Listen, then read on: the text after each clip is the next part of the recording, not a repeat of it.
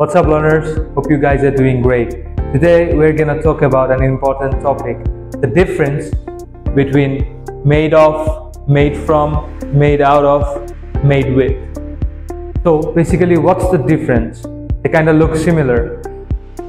Made of এর ক্ষেত্রে আমরা বলতে পারি the material is recognizable.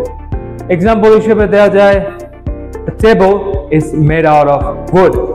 কিন্তু made from এর ক্ষেত্রে the material has been changed. Made from এর ক্ষেত্রে বলতে পারি the paper is made from a tree. জিনিসটা হচ্ছে ম্যাটেরিয়ালটা এখানে চেঞ্জ হয়ে গেছে, বাট মেড যে সাবজেক্ট পেপার সেটা আগের মতোই আছে। মেড আউট অফ এর ক্ষেত্রে এমফেসিস দ্য কনস্ট্রাকশন। উদাহরণ এইভাবে দেওয়া যায় the sculpture is made out of the old car parts. মানে এখানে স্কাল্পচারের যে মেইন কম্পোনেন্ট গুলি আছে সেটা একটা ওল্ড কার পার্ট থেকে নেওয়া হয়েছে। Last but not the least, made with. এখানে হাইলাইট করা হবে ইনগ্রিডিয়েন্টস অর কম্পোনেন্টস এর উপরে।